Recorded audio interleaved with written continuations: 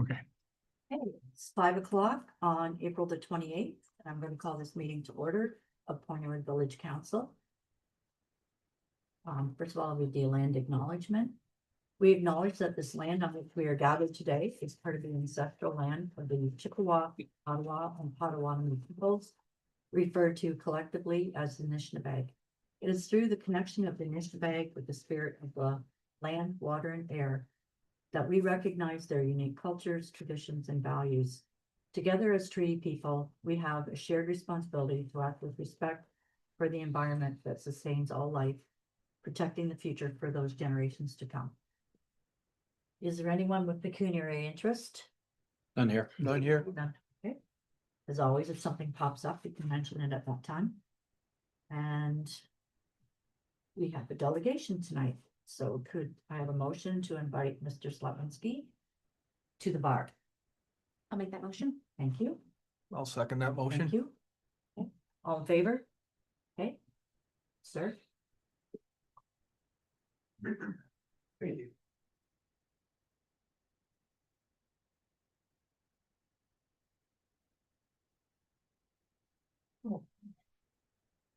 I appreciate the opportunity to be here today, certainly to share an update of some of the efforts of Sarnia Langton Economic Partnership since the last time we spoke, and looking forward as well. So you're aware of the activities over the coming year. If we're able to move to the second slide, please. And these first few will be relatively quickly each. Again, just simply to share the mission of the organization to advance the economic growth and opportunity for Sarnia Lambton through leadership, partnership, collaboration, and strategic direction. Ultimately, our job is to try and put Sarnia Lambton as the premier location across Canada to live, work, grow. And we want to see that through innovation. We want to see that through growth in all forms, as well as diversification of the local economy. As we move through my presentation, I will be referencing the core elements that make up the strategic plan of our organization, as most of our efforts are in all of our efforts are linked to these core elements in some way. So let's expand upon each of these in detail rather than dwell on them. I do think it's important to show the staff of our organization so that you're aware who's representing Sarnia Lambton through our various efforts, whether it's our economic development officers associated with investment attraction, those associated with business retention and expansion locally, those associated with workforce development, as well as new resident attraction, or our counselors associated with small business and entrepreneurship support. Everyone has an important role in forwarding each of those core elements that was just referenced. Of course, it is necessary to acknowledge the fact that partnerships are tremendously important to everything that we do as an organization. There's almost no circumstances where an activity is done alone and not in partnership with some organization that exists locally in some form or another, whether those are one-off partnerships or whether those that are facilitated for long-term development and opportunity across the community. So as we get into some of these core elements, at first, looking at some of our branding and marketing initiatives as an organization, our goal from this standpoint is a few things. One, to make sure that Sarnia Lambton is very visible outside of the community to try and attract opportunity to the community. There, we have very targeted initiatives within the core economic sectors that we strategically place our efforts in to drive that investment, as well as towards key strategic target markets across Canada, across the US, around the world associated with those sectors. Efforts to point to include the Ontario Is campaign in association with the Ontario government and Invest Ontario, various paid programming associated with the National Post to draw attention to our infrastructure, our workforce, our investment opportunities locally. Alternatively, we try and ensure that local businesses and the residents, as well as the municipalities, are aware of our programming, are aware of programming that we can help facilitate through our partners that would benefit them for their long-term growth and ultimately achievement of potential as well. Looking forward, throughout this year, we're really seeking right now at enhancing our digital platforms, ensuring that everything's optimized as we've developed out a nice suite of social media, web platforms, the related marketing components over the last few years. Again, that real focus on target sectors, on key investment markets and the related. But additionally, ensuring that our marketing efforts are also associated with with the local workforce and new resident attraction initiatives as well, so that the workers in the community know the resources that are available to them and can ultimately thrive within the community. From an advocacy standpoint, and sorry if we could go back one slide to number 6, please. Oh.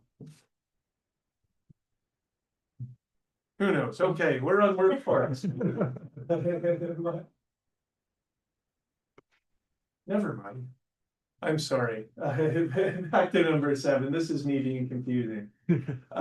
From an advocacy standpoint, there's a lot of things that we advocate for to ultimately drive economic prosperity in the community. Everything from working to understand and advocate for mitigating the impacts of tariffs and the ongoing international trade situation, whether that's with the US or other countries impacting local businesses, especially relevant to communities across Lambton County, is the efforts that we undertake associated with infrastructure, as many municipalities can really benefit from additional infrastructure investment. Many times that comes advocating for funding opportunities. We can point to, for example, Point Edwards wastewater treatment expansion potential. Certainly something we can assist in advocating for where that's valuable. But of course, there are items that impact across industry, that impact across all municipalities, whether that's associated with energy security, whether that's associated with Enbridge's Line 5, whether it's associated with broader concepts like geological carbon sequestration. Certainly happy in the question period to expand upon any of these items where it may be of interest. Slide 8 on the from a workforce perspective, I did want to highlight a couple key initiatives, both ongoing and that have occurred. First, last year, a big success for the local community, and this impacted across all municipalities in Lambton County, was working the Ontario Immigration Nominee Program, or specifically the component, the Regional Economic Development through Immigration component of it, where we had 200 nominations to the OIMP set aside by the province in coordination with the federal government to fill positions where they were hard to find the labor within the existing community. By facilitating opportunity for people to become permanent residents and fill those roles in the long term. Why I want to point this out as a success is simply the OIMP program. In the past, we've had as little as 5 applicants on an annual basis, some years across Lambton County. Last year, because of the Access to the Ready program, we achieved the full 200 nominations. These are people who will now be able to live long-term in Lambton County and impact upon our business's long-term stability here as well. Additionally, undertook some exercises associated with platforms like our Explore Talent platform and our apprenticeship job match tool, which previously would have been limited to those who might have been newcomers to the community, expanding the platform to those platforms to make sure they're available to everybody. If you're looking for a job, if you're looking for apprenticeship opportunities, those platforms are available to community members. And we're seeing quite a bit of success in terms of engagement with those platforms over the recent months. Additionally, we've had an awful lot of programming associated with youth development and especially youth retention. our youth summits that we lead, but more specifically, the things like the skill up activities in association with Lincoln College and associated with Basis, providing skills to those in the community who may be looking for long-term employment immediately after their secondary school. Are able to leverage some of this programming that we're facilitating to ultimately seek long-term employment within Sarnia-Lambton. And we'll continue to have a strong focus on youth programming moving forward. In terms of cluster development, of course, there's, as you can see on the screen, there's many of the established industrial sectors that we all know and love across Sarnia-Lambton, and that will continue to be important into the future. At the same time, we know that it's necessary to diversify the local economy, seek towards shifts and transitions to where future opportunity can exist for investment attraction, job creation, stability of our local economy. We continue to be focused on things like the hydrogen economy, the push towards net zero, but we've seen some level of fall off associated with our strategic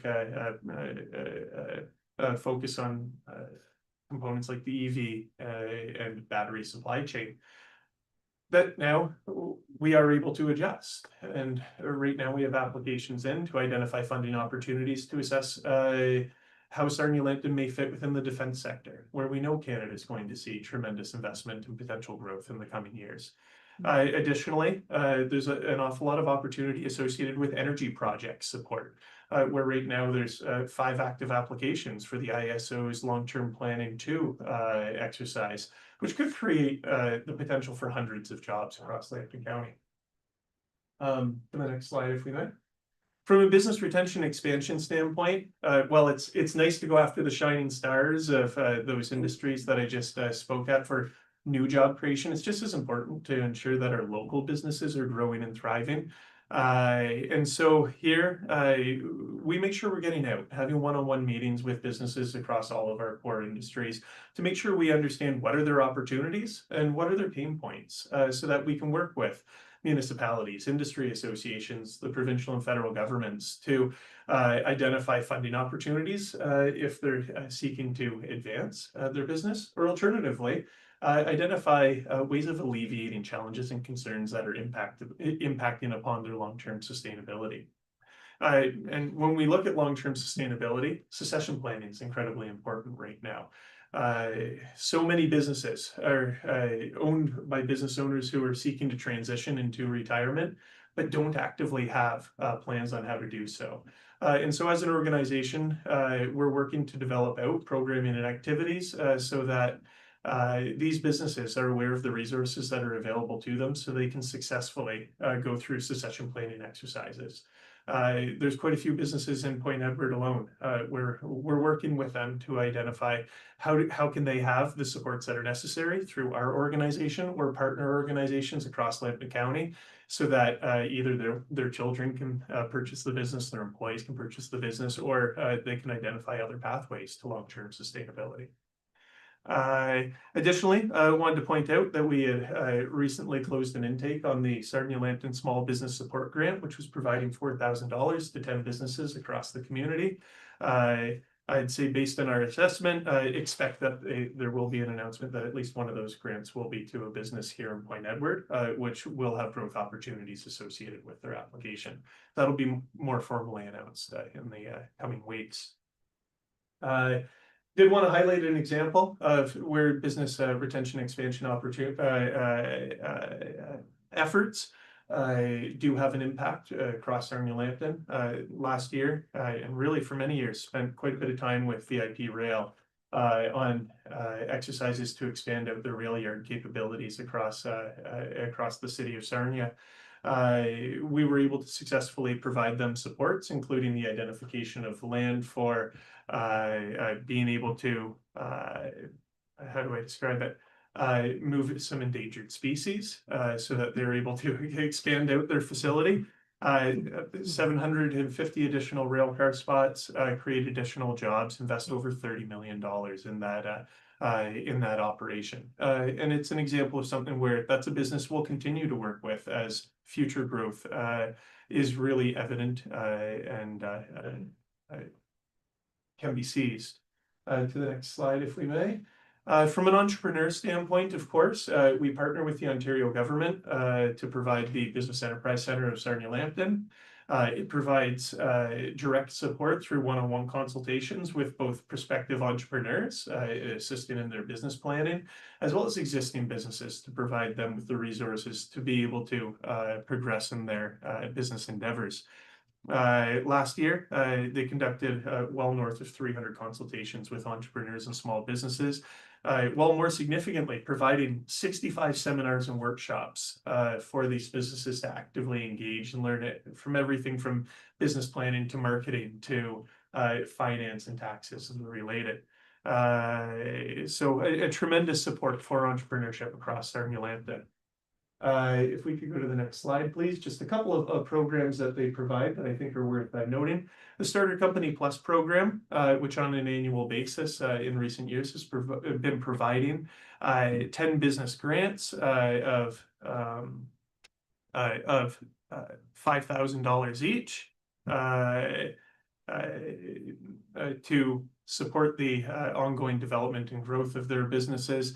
This is something that's in partnership with the Ontario government. We do have an intake upcoming. So if there are businesses across Point Edward who may be interested and have growth ambitions, we'd love for them to know about this particular program. That intake opens up mid-June.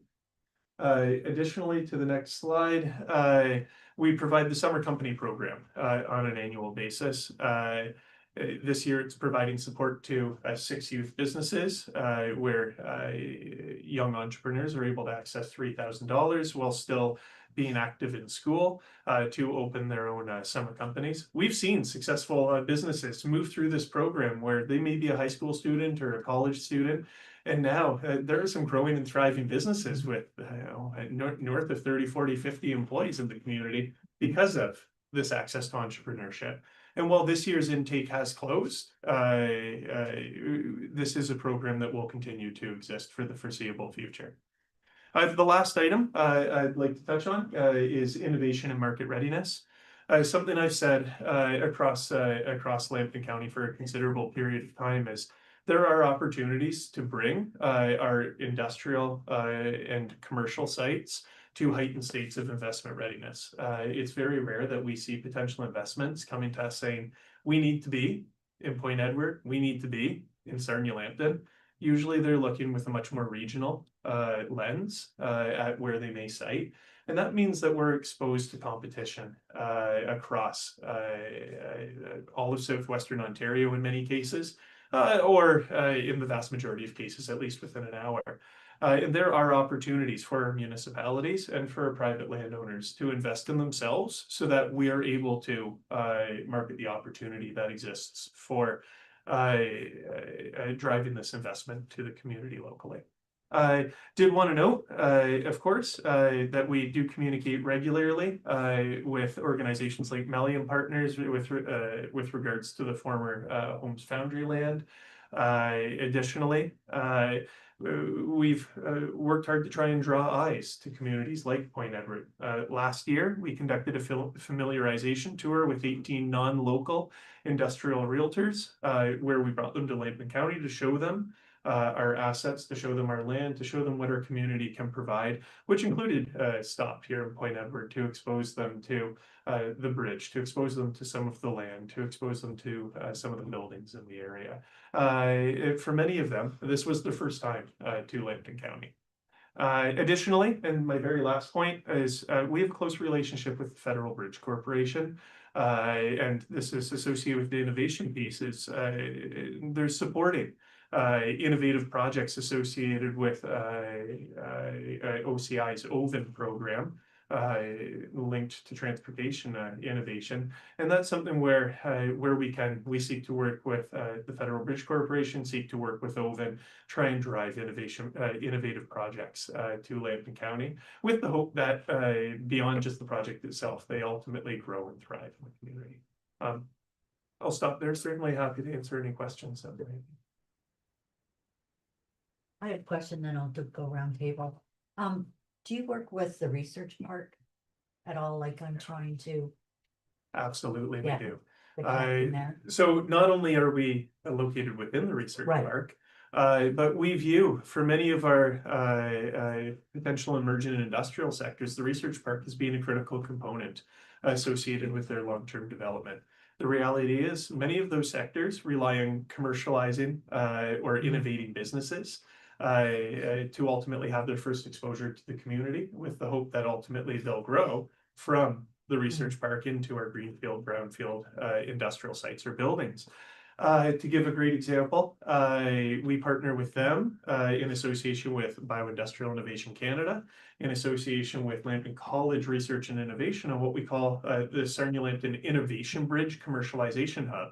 The concept being companies can come in at any stage from a piece of paper and R&D at the college to research labs and pilot space at the research park, all the way up to investing in full commercial operations at our brownfield and greenfield industrial sites in the community, or anywhere in between along that path.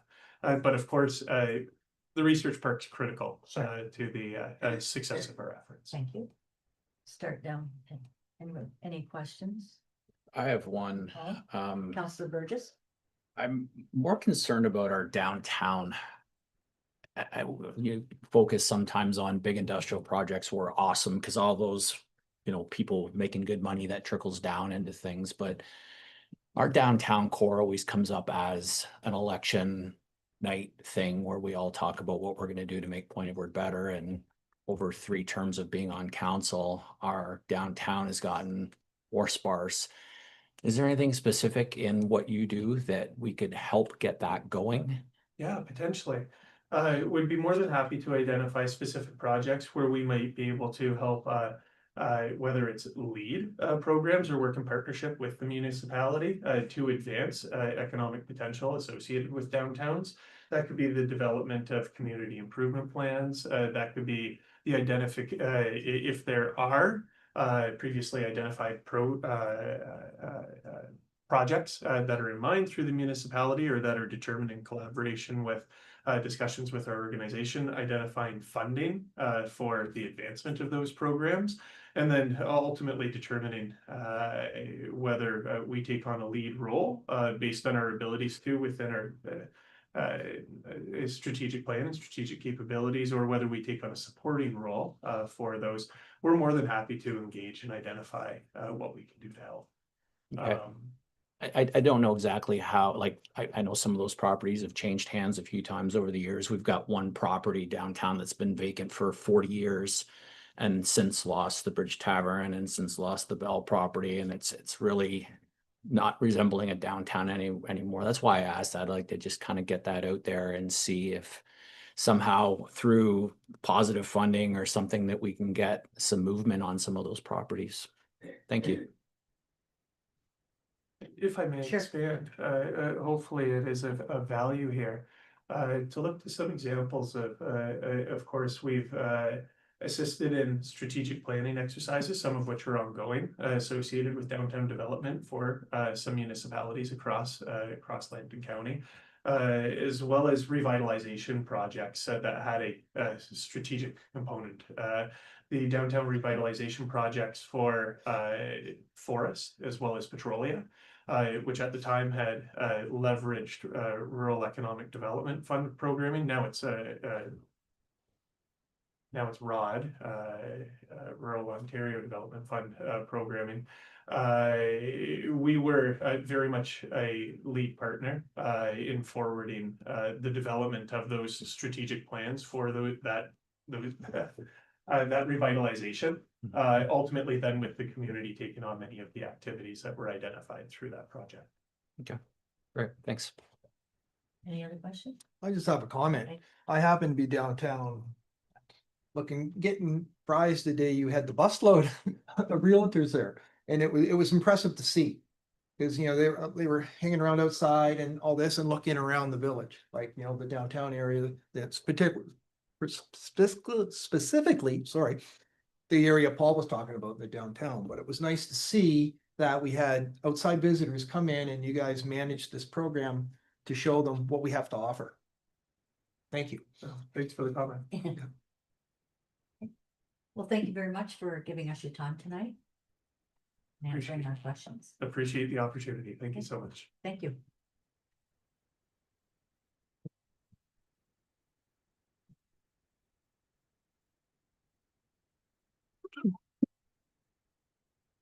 So we'll move on to adoption of minutes.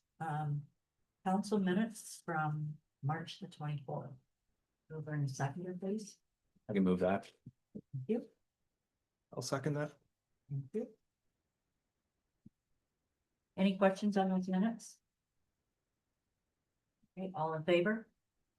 Thank you. Move on to financial reports. The first one is general operations for March. I'll move to the total revenues and general operations for the month of March 2026 in the amount of $460,320.71. Be approved. My screen keeps going blank again.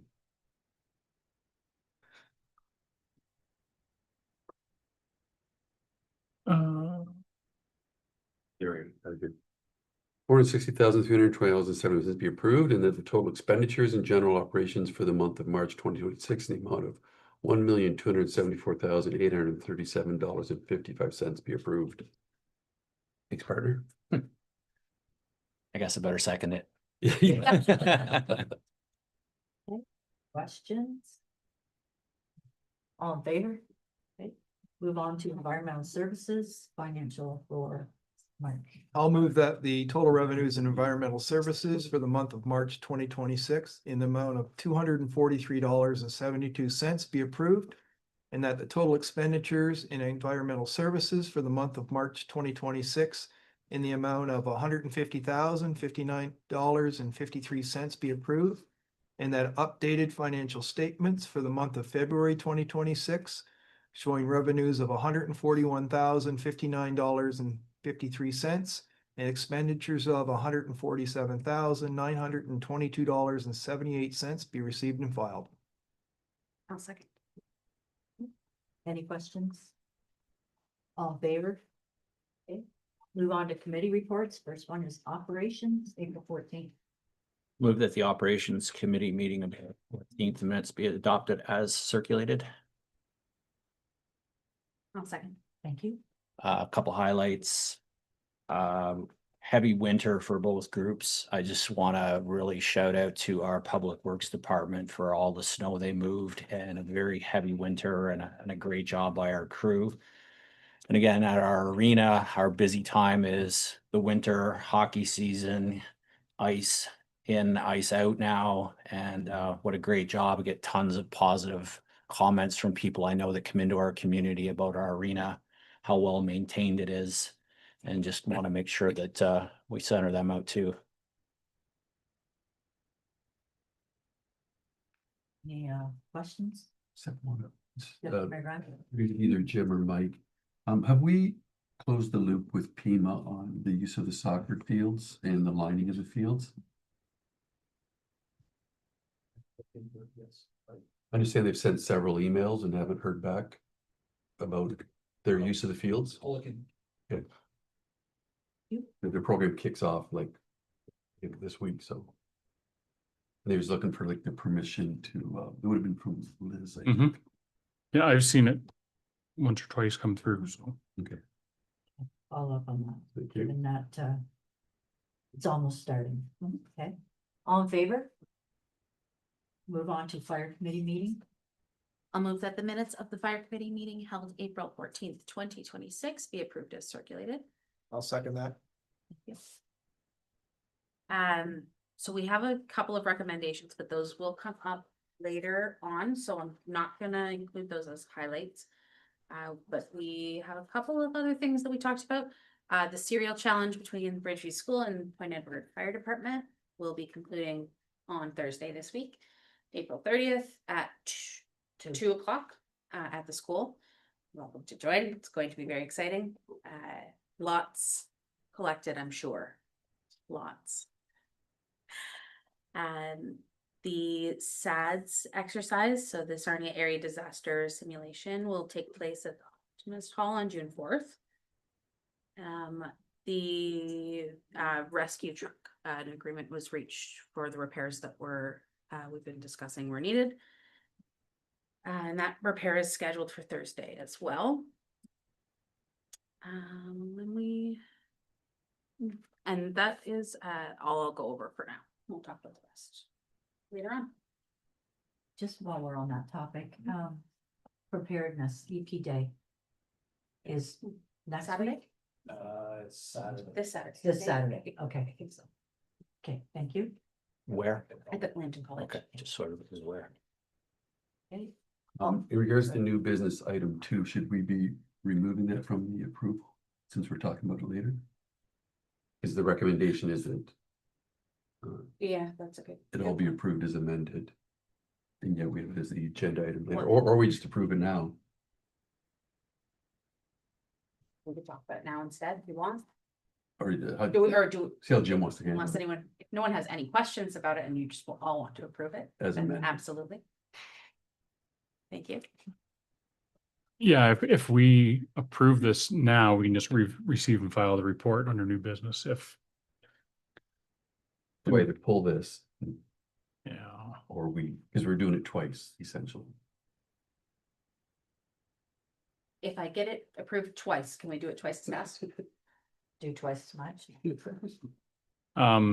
So the recommendation of the minutes is that the upgrades Yeah. detailed in the attached spreadsheet, including the heat pump, be approved as amended, resulting in an over budget expense. And there's more So, details in. Actually, yeah, this one. that's not what the proposal is recommending, so, Do we want to just not receive and file this yet? We can do it after. Oh, we should receive and file, You can pull it, but we should that pull that item out yeah, just, Without that. and table that item. Or defer- yeah, I'll That'd be work on the wording. I understand what you want to do. We'll say something, approve of the minutes except for recommendation number 3. We'll get the appropriate wording. I understand what your intentions are, so. All right, everybody understand that? So, Yes. all in favor? Because we're gonna talk about it later. We will talk about it. Environmental Services, April 14th. I'll move that the minutes of the Environmental Services Committee meeting held April 14th, 2026 be as approved as circulated. I'll second. I have just one comment to make on it, I guess a question. It was brought up that Environmental Services does not know if they're in a surplus situation or a deficit, and the CAO was gonna look into Yeah, that. Jane is working, like, we won't have a final number until audited statements are done. But do we have a Um, ballpark somewhere? Right. No, I I don't. She wants to, the auditors were here this week, Yeah, last week. So it's close. okay, Nobody got that joke. I don't think that she would be more to the, okay, she would prefer to wait for the final answer. okay. We can all sit back. Okay. All in favor? Okay. Move on to Finance Committee, April 14th. I'll move that the minutes of the Finance Committee meeting held on April 14th, 2026 be approved as circulated. I'll second that. I just have a. I just have a couple comments. We've introduced some new reports to the committee. One being a CAO and treasurer report, which is giving some high level details. We've also introduced a quarterly variance report from the treasurer that just is to highlight any variances, good or bad, that she's seeing and just explaining what's going on with those. And we've had some good discussions on planning for the 150th anniversary, and that's moving forward each committee meeting. So that's all. Since you brought up the 150th, I was gonna bring it up under events, but just remind people that we put out a message asking anybody that wanted to be involved on the committee for planning for 2028 for the anniversary, can contact the office. That was part of the discussion. And then we were trying to look beyond that, like, actually, I met with the bridge last week and Joe said he would be involved. I brought it up at the Presbyterian Church on Sunday, see if anybody would be involved, so we're trying to hit different sectors. Okay. All in favor? Okay, miscellaneous reports.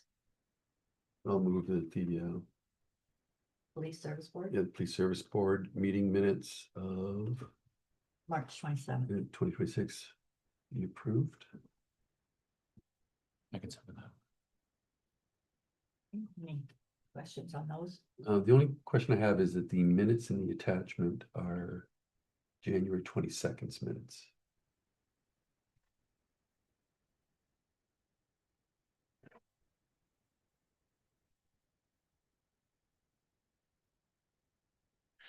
Which is so the date in the motion needs to change to January 22nd. Okay, Yeah, we wouldn't circulate the minutes from March 27th until they're approved by the board, by the Well, that's right, board. because of the leg. So it's just the March 27th date is not appropriate. so I'll It change the should be. motion then to say the minutes.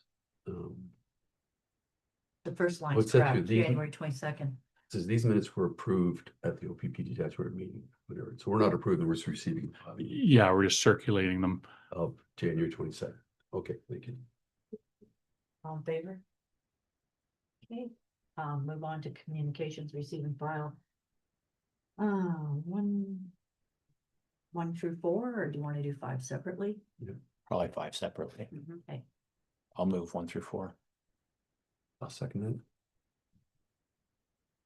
all in favor? Okay, number 5. I can move number 5. I'll second number 5. Questions? Well, Oh, that's the, so what are we doing here? yeah, the Yeah. motion I'm, is to send a response. To acknowledge their, Yes. right, and I agree, we should acknowledge that we received it. yeah, I don't think that we should get into a back and forth with them. I think just thank you for your input. And Yep. We appreciate that's that why. they've reached out. Yeah. Yep. And thank them for offering to be in contact if we have any questions.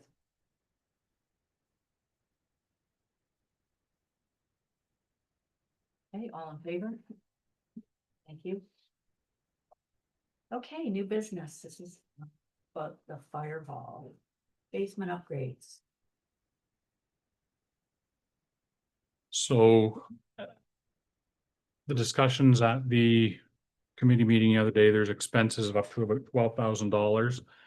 And then there was a discussion about how these would be paid for, and the recommendation was just take money out of general reserves, put it into the building maintenance budget line. But and just there would be an overage in that budget line. We got the deputy chief or acting chief had mentioned that we put funding aside back a number of years ago, and then that work never got done. So we got looking into that, and it was part of the efficiency grant from back, I believe, in 2021. And there is still, we have a specific reserve with that money from that efficiency fund left, $13,000.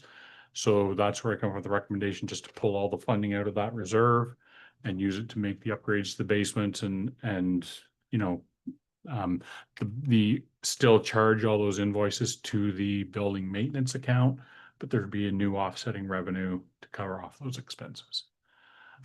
We also, there was some discussion about the pros and cons of using an electric, just a general electric heater, wall hanging heater versus a heat pump. Thank you. And so the acting chief prepared a document that gives some of the pros and cons for using the heat pump. And that was part of the recommendation, is that we go ahead with that. So that's where we come up with the recommendation that you see before you tonight. Just could I add, because I don't think it was made clear, the upgrades to the basement are to provide an exercise area for the fire department. That's correct. So it's not improving the building or whatever. I think we said what it was about, but is provide an exercise area for volunteers. So it used to be used Yeah. as that. Then we had the flood. And we ended up with the mold issues, so they got dedicated third party. And then there was found interest in the exercise. Do you mind? Sorry. We had decided that people don't hear properly when you speak from the back, and you've got a lot of good information tonight. He has important things to say. Yeah, so So originally, that was an exercise area. We experienced a flood down there, which came along with a mold issue. So we had it mitigated third party. And a lot of the furnishings in the wall, carpets and paint and were damaged during that process. There was a newfound interest in the exercise room. So that's where we kind of started with the idea again. Our people were willing to put in some sweat equity to get that up to speed, which they have been doing. Been moving along with the painting and the upgrading down there.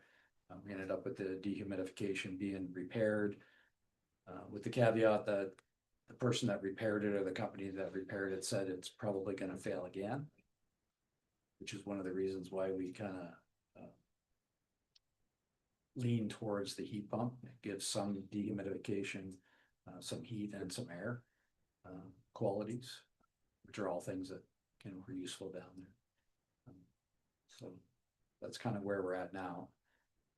The equipment and everything that is down there now is all owned and by the occupants or by the members. So that's something that we can look at in the future if we want to. You know, if the village wants to purchase their own equipment, but the stuff that's down there right now is all by the membership. I think it was a good news story when we found money Yeah, yeah. and it was earmarked for that. Yeah. Originally, so it's good, it's good. Unfortunately, the Enbridge side of it didn't really pan out for us, but finding the efficiency grant money is it's going into an efficiency of the building essentially because of the heat pump. Anyone have any questions? Just a comment to make, that's great, that's a great find. Yeah. No, it was good. You know, like It's good that's, you still know, there. appreciate the work on that, the diligence to get looking down into it, to For find the sure. money. Jim found it, so. Yeah. Actually, Tina Tina found it. Tina, A text message to Tina and she knew exactly where it was. Yes. I remember that money. Yeah, I remember that money. Yeah, that's great. Consulting fee will cover Yeah. cover some of that. No, I'm just, wait for mover and seconder. Okay, Yeah, I moved. I'll second it. all in favor? Oh, I had a question. Trying to do it after the mover sector. So we have a bunch of volunteer equipment in the basement owned by others. Should we be doing any type of an agreement? Just to protect ourselves from theft or damage or injury? Like it's nice, it's lovely that they're willing to give up their equipment, but I'm just curious about. So we do have signage down there that does say, you know, use at your own risk. Mhm. As far as the theft is concerned, I guess that hadn't crossed my mind. And I'm even thinking about if somebody's bike breaks, like somebody's donated an exercise bike and then it breaks. And it's a $500 repair bill, who's on the hook for Who's on that? the hook, yeah. Just to make sure it's clear. Yeah. I think ideally we wouldn't be using, they wouldn't be using their own equipment and leaving it there. That's kind of just what was already going on while they were making do of what they had to use. That is another big step, but if we were to start doing agreements, I would say we shouldn't be having their equipment in there at all. It would make a really tricky situation. That's all we have, right? That's all we have right now. It's nothing we own. It could be a really fancy empty room with a heat pump. I think. It doesn't have to be anything elaborate, just that. I just think there should be some sort of like say, we address repair or damage or breakage or, you know. Yeah. And I know a lot of them are saying it's surplus equipment, they don't want it anymore, but if it gets broken, Mhm. it could, I just throw it out there, you guys can think about it and.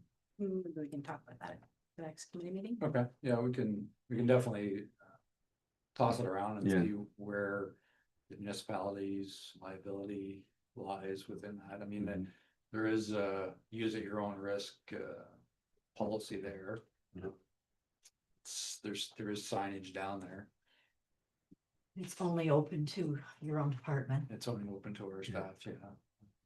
But I'm more But concerned repair about the and actual equipment. Yeah, getting- theft and repair and maintenance, I guess we haven't gone down that road. Yeah, We do have security cameras in the building, though. Oh, I Might be know. a high risk theft. Yeah, Greg got caught last. Lurking in the back.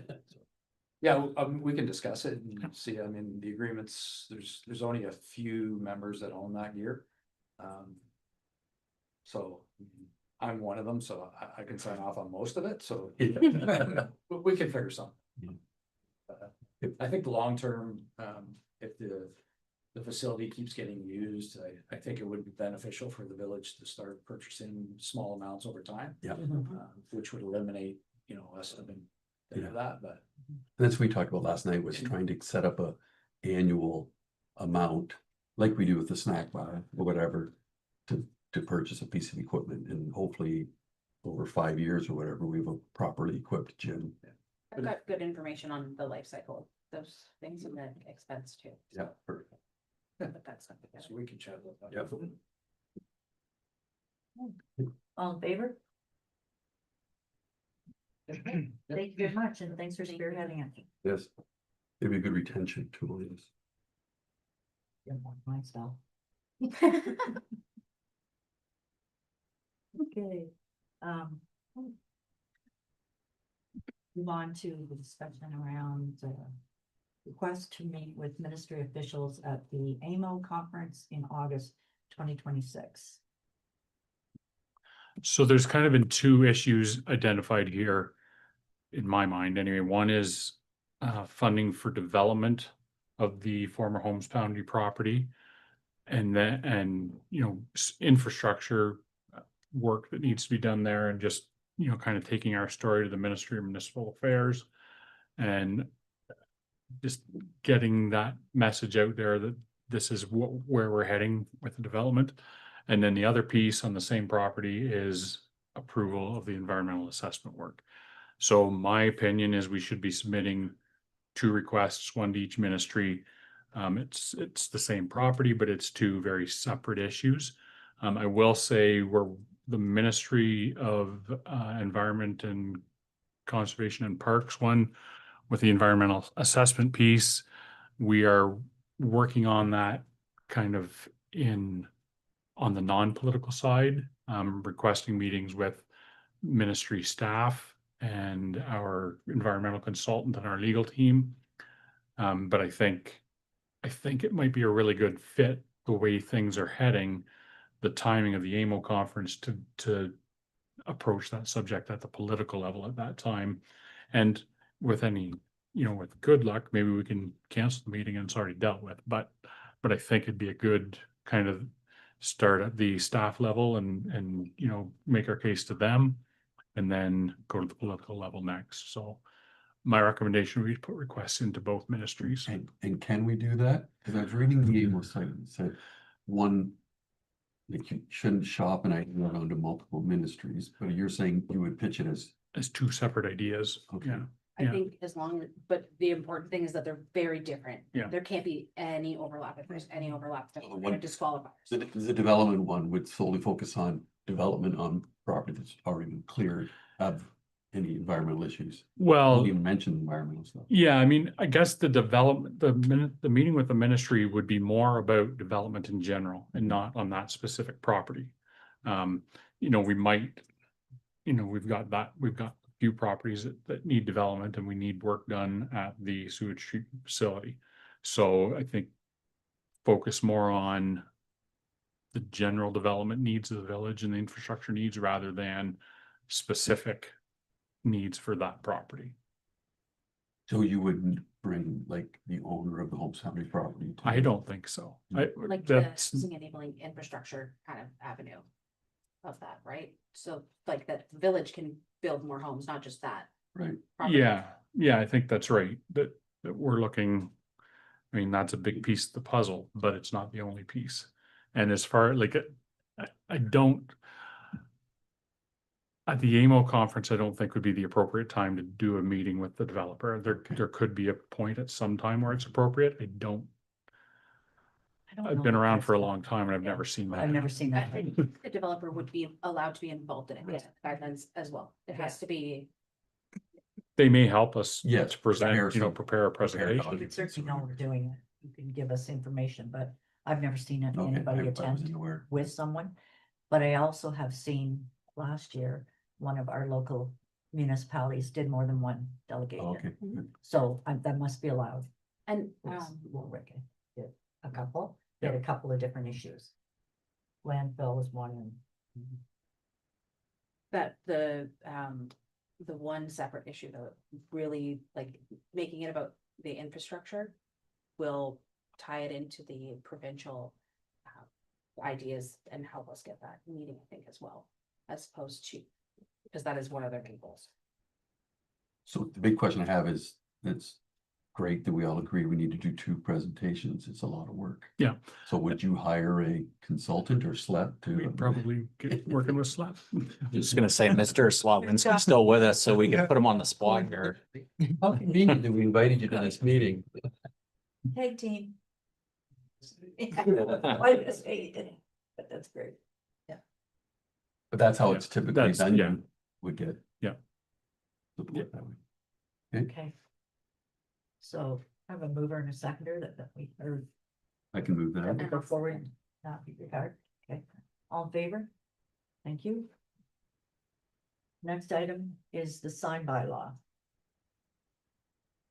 Okay, so I've prepared a bylaw to start regulating signs within the village. As council's aware, the only thing that kind of regulates them right now is our zoning bylaw, which our planners are telling us is not appropriate. So, I put together what I feel is a workable, a starting point for the village. I think what needs to be done on top of this is putting in, the actual regulations. So, a sign can be 24 by 24 inches or what, I'm not exactly sure what those numbers are. I would compare to like some of the other examples I have that in there. As the deputy mayor sent out this morning, this process was precipitated by the request from the Realtors Association, whatever their name is, and a request from them to allow open house signs on boulevards. But it was also identified that we need to regulate signs in the village. So, in my opinion, we need to kind of continue down the path of this bylaw. And then just add in some regulations to it, but I'm looking for feedback if that's the right way to be going or not. So I can, so when did this did you upload this bylaw today? Nope. Like last Tuesday or Wednesday. Again, I was there last night and I did not see it anywhere on the. Yeah, it's been there. Okay. Since Thursday afternoon, I think, yeah. Yeah, I posted it to eScribe on Thursday morning before I left Okay, town. yeah. Yeah, so I think I sent an email. I'm opposed to giving the real estate board an exemption for open house signs. They already, as I said in my email, don't adhere to Sarnia's exemption. They place signs everywhere on every street corner. If you drive through Sarnia, you'll see them all over. Beyond the open house ones, they have the directional arrow signs at every street, on street corners, in front of people's homes. We don't allow any other business to advertise, and the real estate industry is a bunch of individual businesses. And I just don't think the proliferation of signs across the community sells houses anymore. We all go to realtor.ca, we see online, and I think if you'll notice in our community right now, we have no signs anywhere because staff have been sort of encouraged to remove signs when they see them, and they've been doing a good job of that. And then when you cross over, like Cathcart and Colburn Road is it's a sign collection. There's signs everywhere. And the pictures I sent was out at Brights Grove, where there were so many signs, some had blown into the ditch and were laying there. There's just not the sense of ownership of these signs. And then when we started allowing real estate signs to be on village property, then the Tudors, the We Buy Homes, the sod people all started placing their signs. And then you have sign clutter, which I know the mayor has spoke against sign clutter in the past. And this is just an example of sign clutter. And I say we look nice right now. We don't have the signs on all the corners compared to our neighbors. So I think our bylaw should And then I was gonna look in the bylaw you proposed, there's a thing for banners, and I don't understand, like, whose bylaw is this that you've brought forward? Well, it's a mix of a couple. It's mainly Petrolia. Like, I don't understand the banner signs. Well, that might be something strung from the building. Yeah, Yeah, I think it's so a sign of non-rigid material, so like a cannabis or. yeah, that kind of material. You know, So- sometimes businesses, when they haven't had a chance to change the facade, they'll put up the banners instead until they get that done On the building, yes. on the building, but Yeah, that would be private property. I'm Right. thinking Yeah. like the ones that hang over a street from like a power line pole to a power line pole. That someone Never climbs heard up of it. there. Pardon me? who's putting those up other than the municipality? Agile climbers. That's something we have looked into in the past and we don't have the infrastructure here to do it. I know Yeah. Blue Water Power does it for on Front Street. They specifically will put up the stuff for Celebration of Lights, for the boys home run, for different things. If you drive down Front Street, occasionally there's been a banner, but again, that's been Blue Water Power that's done it. But I think that is just protecting you against if somebody, maybe wanted to put up a derogatory banner that they'd say, well, it's not on anybody's boulevard to get around that. So I'm just saying it's just probably in there for protection. One went up on the bridge once Mhm. from Greenpeace. Yeah. It's the only one I can remember. And actually that topic that you talk about, the derogatory, Yeah. blank Trudeau Yeah. signs or whatever, Yeah, yeah. that is becoming a real issue that county planning and property standards has identified that they're not sure how to address it yet, but it's something they feel should be addressed in a sign bylaw, and they don't feel it's as simple as saying any sign with offensive language can be removed, because Yep. what offends Yeah, it might not offend B, or it's, how do you define what's offensive? So there are some people giving a fair little bit of thought to how that might work out. I think it's like we're working towards something here, and I don't think there's a great hurry. I believe that if we tell the real estate, if the decision is to not allow these open house signs, I think if we tell them that the bylaw can come after. We don't need a bylaw to tell them that. We give them a letter. We can pass a motion tonight saying that we're gonna instruct the real estate board that we're not permitting those signs, and that there doesn't need to be a specific bylaw to do that. We can add it in, it's in the bylaw now.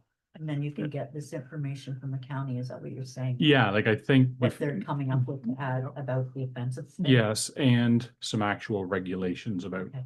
sizes and Yeah, those types of okay. things, like. The sizes you're talking about, is that for the signs that go in, like, which signs would we have sizes Mhm. for?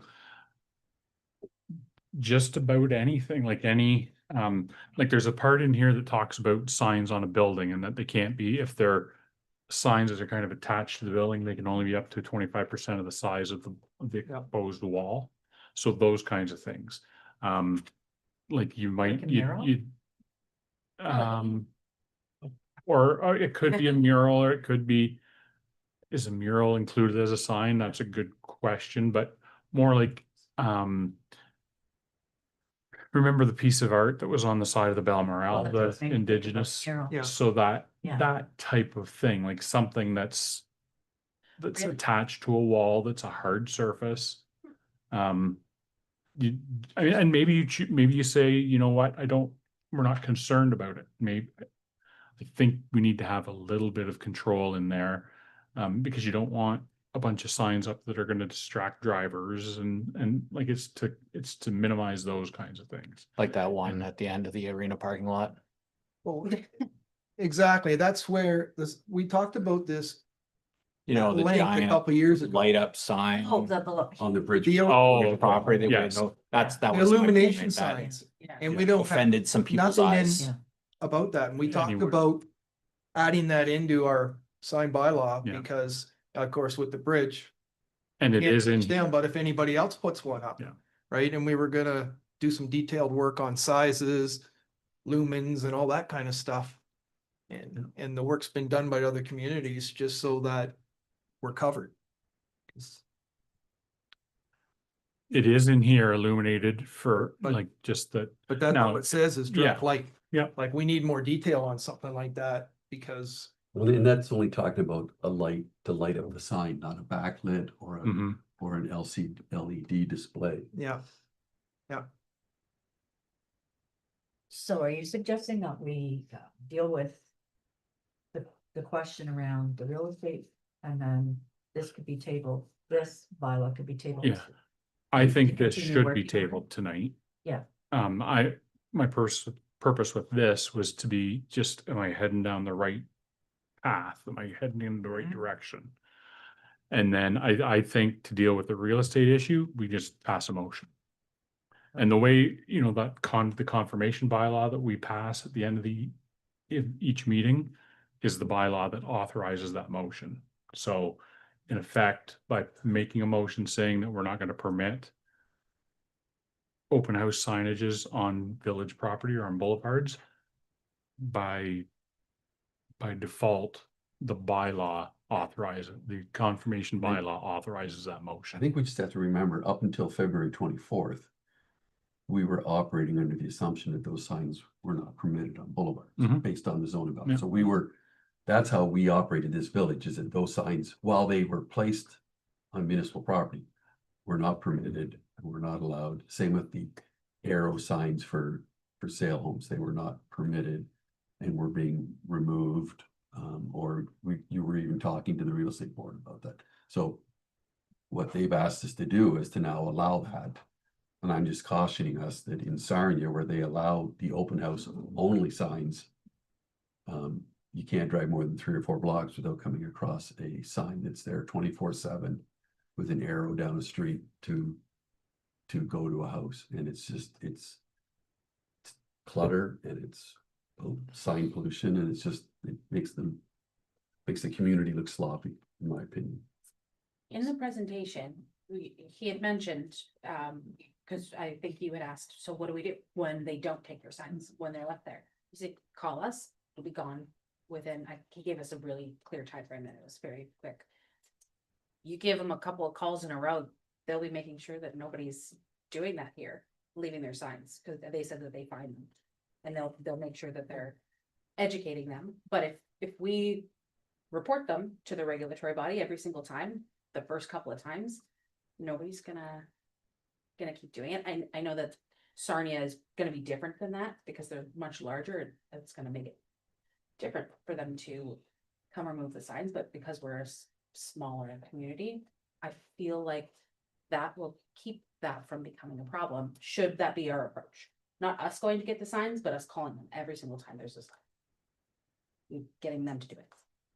So that they find their people Oh, for breaking the rules. he did say to call us. He said, call us, we'll get it done right away. I just think that our staff have better things to do than be phoning the real estate board every weekend, telling them to get signs. It will, if we give any, they're of the impression that we don't allow them. And that's why right now we're in pretty good shape, because there's an understanding within the real estate board that we don't allow it. We give them an inch, they're gonna take a mile, and you'll see it happen. It will become, mark my word, we will have signs all over, because they compete like that. Mhm. It's a very competitive, marketing-based business, and I don't disagree, but if they get fined in Point Edward and nowhere else because from their regulatory body, they're not gonna do it here. Cause they're competing because that is how they earn their money. But if it costs them money to do it here, they're not, I would think that they wouldn't. But again, that comes down to whether or not we're holding them accountable through the proper channels. If we're not going to hold them accountable through the proper channels consistently, then absolutely, it won't work and it'll end up with a lot of sign clutter.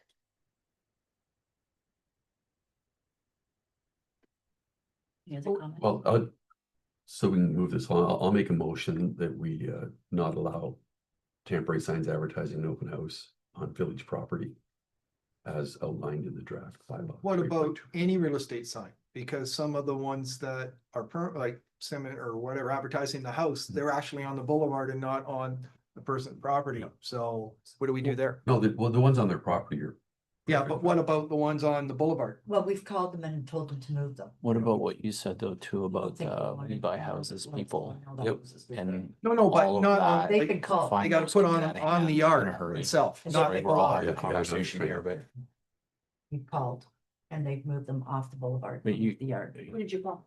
The real estate the agent? real estate company. So if we call the regulatory board, they'll call the real Oh. estate company and then they'll be warned they Well- aren't allowed to do it again. I don't think that's happening. very But- often. Yeah. But it should be. Yeah. Cause if that's the proper process, then that's the process we should follow. Yeah, in the past, I have called the number on the sign and said, Realtor A, your sign is posted illegally right now. Please move it. That doesn't cost them anything. Right. It just makes extra work for me or Right. whomever. If we do the process of calling the real estate board, then It's the same amount of work. on because your- it's the same amount of work for me, creates more work for the real estate board, so then that's why they're fining them, because you're Mhm. creating this extra work. Yeah. And, but the simplicity of not allowing it Mhm. is nice, and because on our Sunday, guys would just go Sunday take the it's sign. allowed to be out 3 hours before the open house. There's nobody around to go regulate that, right? So if somebody puts one out on Friday night saying there's an open house on Saturday and Sunday. There's nobody to regulate that, and it's gone on Monday. Are you seeing this sign? Oh, yeah, all the You should time. add the real estate board to your speed dial. But I'm not allowed to Just do call them that. every time. I have Jim do it, can we and he see appreciates hearing from me. if Mike has something to add? You Okay. look like you might have something to add, Please come forward. cause it's our staff. So, no, thank you. What ends up happening on the weekends, we do have someone coming in to do Waterfront Park to make sure that we do the cleaning of the garbage and such. They do a drive around the village to be able to identify anything, and they have pulled signs off of boulevards as necessary during that time frame. It's a more rare event, but yes, it does occur. And the nice thing with the students starting in the next month, we have student activity all day Saturday and all day Sunday. So there is the capability, as we have done for the last number of summers I've been here, that they just pull the signs, put them at Public Works, and once somebody is looking for them, they'll come back to the main office, which will direct us over, and we will provide them the sign. So the staff have clear direction. If they see a sign, they're to stop it and remove That it. is correct. Can you Yes, if change it's on a that? boulevard. Can we change that so that they call the real estate board instead? And have them remove it? No, remove it. Well, if you allow it to Just- stay there, somebody else is gonna put one there. But as soon as we remove it, we're then taking the responsibility for the workload where they said that's their job and they can regulate it. Like, we're not the regulating body for them. I do get just pulling it because it's faster. But if we hold them accountable for a period of time, they're just gonna stop breaking the rules.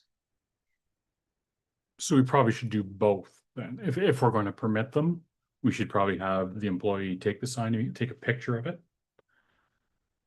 Send it to me on Monday morning. And then I contact the real estate board and send them the picture and say, okay, on Saturday afternoon, this sign was found. It's now in the garbage bin. You're not getting your sign back. And you should go ahead and fine your realtor. Cause I mean, I think the sign should come down right away. We Yes. don't want to leave it there if we're gonna permit it. And I don't know if we have to call them because they're gonna go to pick up their sign after, and it's gonna be gone, and they're gonna realize, and it's gone, right? That's how you do it. I think the calling them part is the most important part, Yeah. if we're going to allow signs. Another comment. I'm not a realtor. The microphone? But you know Yes, why. I know one. Yes. And after your last communication with the real estate board, there was a communication that came out from them with a fairly steep, fine Schedule. schedule. So, I just wanted you to Yeah. know that the information that you guys talked about the last time was communicated. Okay. That's great. They did take it seriously on the information that you did give them, and this, the fines were pretty steep. The first offense was $100, second and third offenses were getting up to 300 and 400. Don't quote me on the numbers, but Mhm. they were pretty high. What's our split on those funds? Yeah. Thank you. Well, that's good to know because it, Thank you. and like I know Matthew, was it Matthew that was here that, no? He did sound sincere Mhm. about his follow-up. Mhm. Yeah, so I just wanted you to know that the information I gave them was communicated out, so it didn't fall on that. I guess like my concern, I mean to drag this out is, Yep. is what the deputy mayor said too about the other people to put their junk signs up, like I'll buy your house, dial 1-800, whatever. How do we deal with those as well? Is this part of this or we want to just keep it real estate? Cause I see those ones, it's like the eaves troughs, all these things is there wording for that? Well, I think this does prohibit it, doesn't it? Yeah, Yeah. it all, like, there's already wording in the zoning bylaw that prohibits it, Okay, but with the redesign or the redoing of the zoning bylaw, that anything about signage is probably gonna come out of the zoning bylaw, because they're telling us that's not the appropriate place to have it. Okay. So we're gonna remove it. There is currently a prohibition in the zoning bylaw, but it's coming out. So we need to put something else in. yeah, I just have a concern with all those junk signs. I find those worse. Mhm. And just, and Mike's left, but staff remove those as well, right? Any sign on village property is picked up and removed. That's correct. And Okay. non-real estate are basically thrown in a dumpster. Real estate we hold in case they come to get them. Is that what we do? That is correct, yes. Okay. So the question here That's is. all I wanted to Yeah, make no, sure. I'm sorry. I was gonna see these real estate signs, you also have to calculate how long they've been there. You can't just take them down if they're open house signs that you're permitted, right? So if they're saying 3 hours before, 1 hour after, someone has to take the time to. Okay, I think I'm getting confused, because the real estate open house was a different issue. The signs we're talking about right now are for sale. No, Mm, no, we've never Right? talked about. The open house ones Well, I thought you were saying they could, don't put anything on the property, I said, one. on the boulevard, like the for sale Right, signs should yeah. not be on the boulevard. Right. They should be on the Yeah, actual yeah, lot. okay, And there's a new Yeah. trend to put, so you have a house for sale down Hauser. Up at Hauser in front, Yeah, you you put put the- a sign with an arrow saying Yeah. there's a house for sale down the street. Those are the ones that I find offensive, because they're the ones littering. The for sale sign in front of the house on the property. Yeah. Fill your boots. It's the ones that are in a 3-block radius trying to direct people to that house for sale that should be yeah, prohibited. okay, And then they're asking, and they're agreeing essentially, but they're asking us for an exemption to allow the open house signs on a Saturday or Sunday. okay, so though, right now the discussion is, will we allow an exemption or not? And the deputy mayor has made a motion that at least this is my wording, you can, that the village inform the real estate board that we will not permit temporary open house signs on village property, including boulevards. I think it should just be, we don't permit signs. Like, I thought we were keeping those separate though, so that we Yeah. don't have Yeah. to do this bylaw okay, today, because there's a lot that's gonna Yeah. go into that. Yeah. but it should also So- include the directional, We will just not permit their requested exemption. Right. then, okay? and So, that the placement of signs on municipal property remains in effect until our bylaws okay, in effect. So is that no directional signs, like even during an open house, like? That's what I've moved, but I sense there might not be a secondary, so.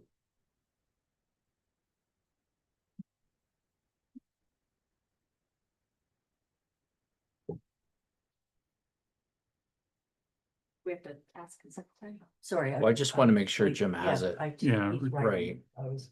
I just saw some like. Yeah. Yeah. so I've got that the village inform the real estate board that we will not permit the requested exemption regarding open house signage. And I think you should end that our prohibition on boulevard, signs on the boulevard remains in effect. To address the directional for sale signs. Okay.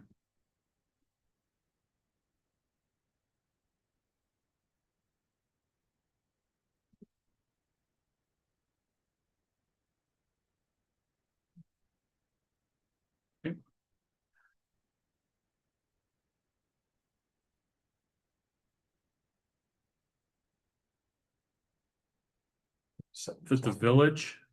That the village inform the real estate board that we will not permit their requested exemption regarding open house signage, and that the prohibition on all boulevard signs remain in effect.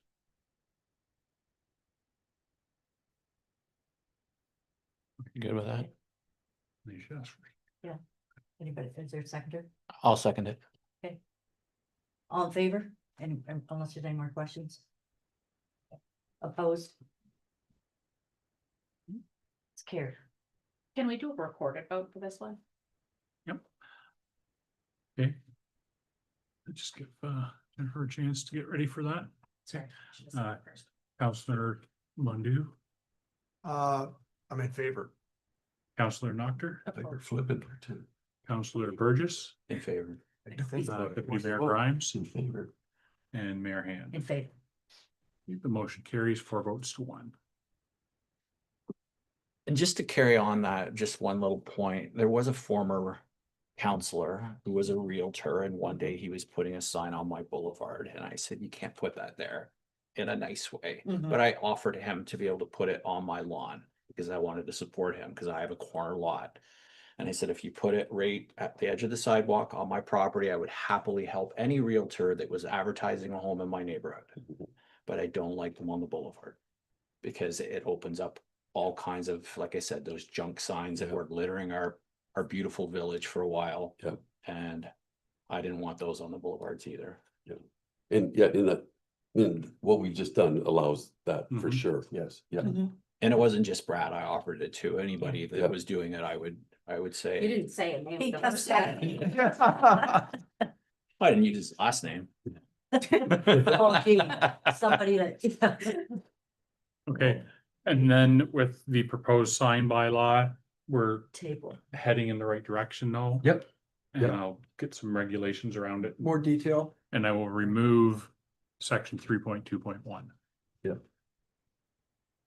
Cause they're like all signs are prohibited, and then 3.21 provides the exemption, but I will take out the exemption. Everyone clear on that? Yeah. Move on? Yeah. I'm going to ask Jay to come up, please, and give us an update on Village Green. Thank you.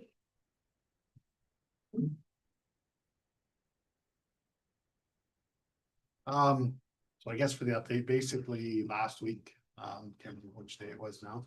I was out of town, I got notified by the contractor that there was an issue on Village Green. Staff went out, they investigated, they ended up having to dig the road up. It was a storm sewer issue. There's an old original hole cut in the pipe from whenever it was installed. It was covered with filter cloth, and that filter cloth had finally caved in and filled up the line. So they fixed the main and repaired the road. I know there's some questions about previous excavations in the same approximate area. This wasn't in the original excavation. The other 2 excavations were sanitary. So the first time we dug up at Village Green, it was actually in the driveway. On the village side of the cleanouts, we repaired some joints that appeared not to have ever been glued from when the homes were built. And then after that, due to the water issues in that area, the settling that was caused because of the excavation being filled back in actually caused enough weight on the pipe to break the pipe out at the main. So we had to re-excavate into the road further and fix it right at the sanitary main. So these 2 aren't actually related. It's just coincidence that they're right there. I'm actually have to have a camera truck come in because we did notice there's actually a small indentation in the road in the asphalt about 30 or 40 feet to the east of that original excavation. So we might actually have another incident happening similar. But that's basically what went on. Is they should have originally concreted that all, worked it and concreted it in when it was all installed back in the day, and somebody decided just to cover it with filter cloth. So I hope they'd be retired by the time it failed. Yeah. yeah, so any questions I can answer them further, but Is that a standard, like having a hole in the pipe and then just repairing it? Like, Yeah. yeah, so years ago, quite a few years ago, what they used to do when they cast the pipes, they would actually give the specs of where they wanted service connections. okay, So they would cast the pipes, and before they were hardened, they would go through and blast the hole in them, and then the pipe would actually harden, the concrete would harden. Yeah. Then when they installed the pipes, the connections were there, so they, instead now what we do is when they put pipes in, we hire a contractor, they come in, they actually core a perfect hole in the pipe, and they put a joint on it. at the precise spot it's needed. Yeah, Yeah. back in the day, they just blasted a hole with high pressure water, and then they would make their connection and concrete over it. Unfortunately, they also back in the day would have bricked that hole and then concreted it all so it would stay. But they found. This is like an unused hole that was in the pipe, Yeah, and they, rather than do the hard labor, they just put a piece of, like, say, paper over it, or it's filter cloth. filter So cloth. it's the black cloth just to keep the sand, so, you know, water and stuff can get through it. It keeps all the Oh, okay. solids out. We had the same issue on Michigan when we had to fix Michigan on joints where they should have had filter cloth. They had put the filter cloth on, but they never put it back, slid it back over the joints. Oh, So we had to dig up Michigan, and that's, you know, the contractor today, their staff. I don't know. I'm not exactly sure when Village Green was built. I'm assuming it's probably About 30 years, I think. No. Whoa, 80s? it's more 45, I was gonna say Years. mid-90s. 30. I'm thinking the 80s because I was looking at lots there. Anyways, Anyway, Yeah, yeah. it doesn't matter. So Yeah. that's what we found. It's been fixed, it's been concreted. Like I said, I do have to look at the other spot that's developing a bit of a dip in the pavement. And it's right in line with the storm sewer, so it could be another identical situation going through. So this is a sanitary sewer and it's heading Storm west. sewer. Oh, this is, sorry, This is yes, storm this sewer. is Storm. Is it heading out to Front Street then? Yes, they go east to west. So can we camera that whole thing? When I bring Badger in, so hopefully sometime early next week, they're gonna come in, and they'll flush it, and then we can't really. Good. Just to see if there's Yeah. similar problems in other spots. And are the residents on that street, they're okay with having the street dug up? Like, you haven't heard any complaints, or they understand what's happening? I personally haven't had anyone contact me. The original time when it was a sanitary sewer, we Yeah. dealt with, and we spoke to a couple of the local neighbors, people in the neighborhood there, and they did have some questions about, you know, their driveways and what was happening, so unfortunately, you know, it was all done, like you said, 30 years ago. Yeah. There's starting to be signs of, you know, potential. Some of it's on private. The village wasn't the one that installed any of the actual sewer pipe, so. But it could cause problems for us down the road as well. Good. Thank you for Thanks. providing that Yep. update. Thank you, appreciate it.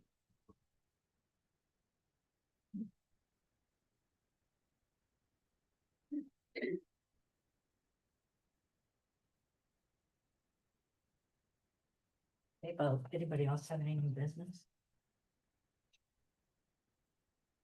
A couple of things. So tomorrow that's Thursday. We've already mentioned the cereal challenge at Bridgeview at 2 o'clock.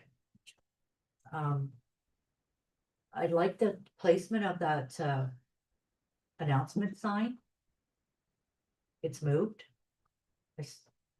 The one we brought in from the county last year, the big heavy wooden one, I like where it is. I think that's a really good spot. Just there's nothing on it, so we need to start getting some things up on it. So you know, we put Canada Day up there and something else. Anyway, oh, the car show, that's what I was thinking about, Vintage in the Village. Like maybe there's an ad can go up there. So our first car show would be Friday, May the 29th. And it's 4 o'clock, right? 5, okay, wasn't sure on that.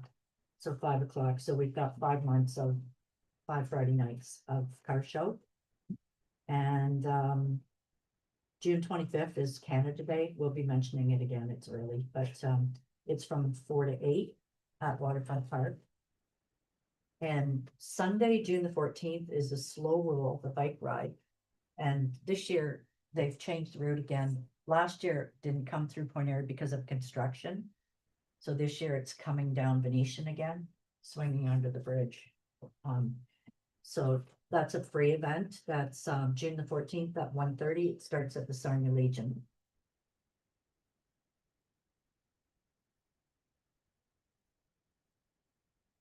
And I already reminded anybody that's interested in the 150th committee to contact the village office. And that's all that I had. Pima are having their year-end banquet on Saturday, May the 9th at the Thank you. hall. Juniors are in the afternoon, seniors in the evening, and then there is a open party that anybody can go to if you pay the door charge, and Bren is performing. But it's a community event to celebrate hockey in the community, so anybody who wants to attend is welcome. And the lacrosse home opener was last Saturday, and it was really, it took me back to the old days just to look up at that railing. And the whole railing was full of people standing up at the top of the arena. It was really cool. And the snack bar was really busy, so I think they were probably happy with the business that they had. So hope they continue to get those crowds. Except that the Pacers had to wear red. So it was really off-putting because the other team was wearing their colors, the orange and black.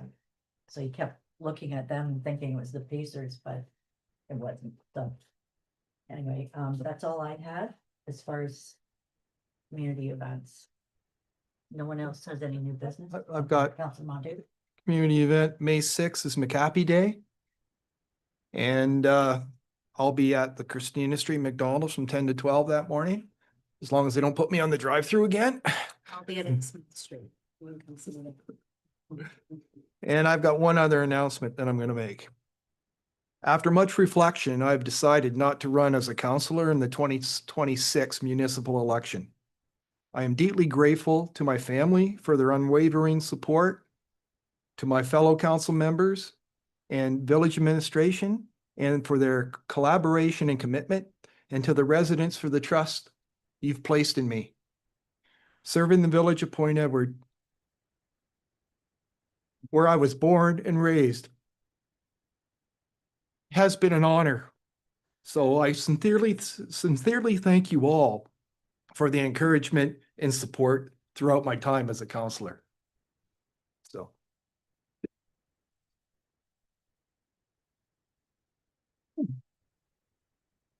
We're gonna hold on to that one for Threw me off. Sorry, Jim and I talked the other day. Yeah. No, that's great. Thank you. Because, Friday nomination start. My tongue's tied today. And we sincerely appreciate your service. Thank you. You're not done yet. No. 6 more months. Lots of work to do.